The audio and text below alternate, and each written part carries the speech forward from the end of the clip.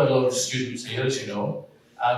Imagine you were trying to communicate to them, and not just them, but their equivalents in China and Singapore and Hong Kong and everywhere else. So you want to communicate to millennials and Gen Z about the reality of insurance and reinsurance and what it means as a career. How do you do that? Bearing in mind we read in the media that they don't read newspapers, they don't read magazines, they don't. So is it just social media? And it has to be beyond that. And what would your strategy be for actually reaching out and saying to them, this is a great place to work? And a couple of you made the point, it makes a difference to societies. I think that's a critical underpinning of the whole thing. So I might start with you. How would you communicate with these students and people who are not yet students? So I'd like to build on something that G. Srinivasan sir had said, which I absolutely agree with, is catch them young. So the same thing had happened in India when the technology revolution happened. Today, India is a technology superpower. No one can deny that. We produce the highest number of programmers in the world and the highest number of competent programmers in the world. The reason is because we got them young. The moment the government realized that technology revolution was taking place, every government school, I've studied in a lot of tier 2 and tier 3 towns, every government school had a computer lab.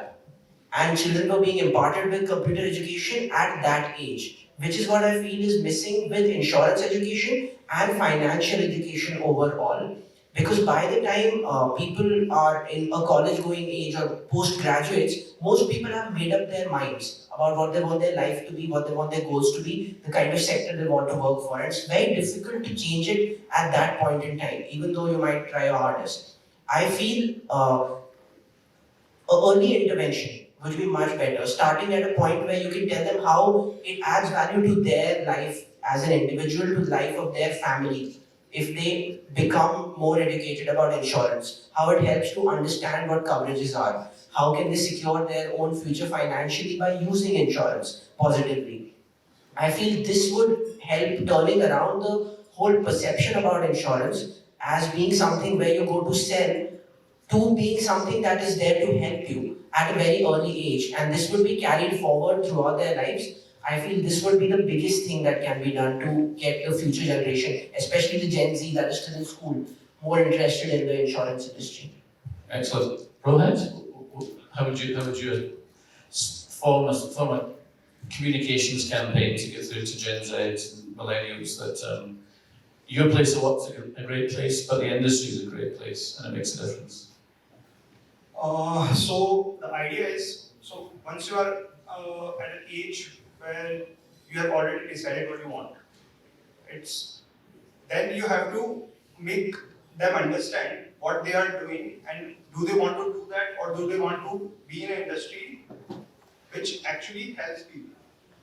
Right? So every industry is helping some of somebody, right? But now what we are doing is on a mass level. Right. So now what we have to do is social media advertisements, especially associate with all these big giant players of social media and advertise to them how a financial education of financial sector of all kinds, not just insurance, banks also and investment banking and all part of it, actuaries and all. So you make them aware that these are also options you can look forward.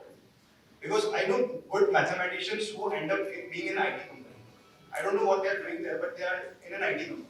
So they don't know that there is a course out there, there is a field out there that can use, where can they use their mathematics skills. So first is awareness that can be done with social media for millennials and Z. Absolutely with social media only. There is no other move required actually on that.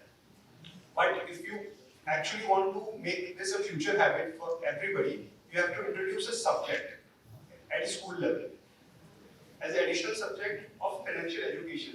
That is what I think is missing in Indian curriculum or anywhere I've seen Chinese curriculum, Hong Kong curriculum. It's missing from everywhere. Nobody teaches their students or their children how to be financially independent by the time they are 30. Nobody teaches that. And that's why when, especially in India, I've seen a lot of people, by the time they are graduate, they don't know what to do. That is because they've never learned the financial education that they should have in the school. It's all about gaining knowledge of a particular, I would say, it's like it becomes a routine now. You are getting routine knowledge, which end up you are not doing anything when you are employed. You are not using anything that you have learned in schools or in colleges. So that has to change. The curriculum has to change, and only way that can be changed is with government inputs. No individual, even if I'm saying here, you can see here that there's no very big authority here who is listening to me right now. But you can see. So, so that's all.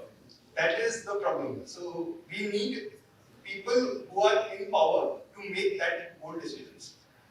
That's all gonna change. Otherwise, it's very difficult. Very difficult. Excellent, okay. And Alison? I completely agree with Rohit and Aditya. We actually need early intervention of insurance education. Till my early 20s, even I barely had the idea of what insurance is.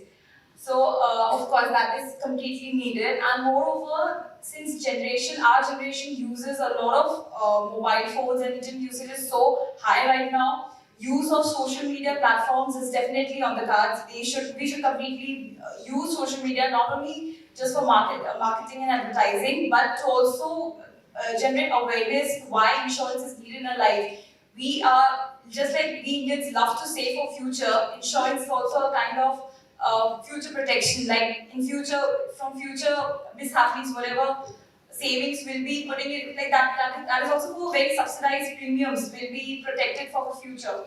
And yeah, of course, marketing and advertising promises a lot of performances and results. It also compels people to love the brand, and in fact the influencer as well. So in that way, maybe we'll be able to reach out to younger generation a lot, and they'll be aware what insurance is. Yeah, that's all.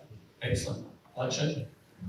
So, one thing is that we need to understand, and we need to understand that what we are doing or the impact that we have on the lives of policyholders is really huge. So, we cannot actually quantify the relief that a person getting 1 lakh worth rupees of medical claim would get after getting that particular amount. So, we need to understand that it's a global and that is having a direct effect on the lives of people. And second one is that industry currently, from what I can see, is open to a lot of experimentation when it comes to tech or the offerings or the channels through which we are selling the products. So if you have some skills or you can acquire some skills that can actually help people who are in the industry to reskill them or change the way things are working, then that is something that they can actually look forward to. That currently it's open to experimentation, a lot of things are changing, they will change, and maybe your idea can actually change a lot of things. So that is something that I would like to communicate, that whatever skill you have, see if there is an application, and if you can actually make it work, then we always look forward to it. Okay.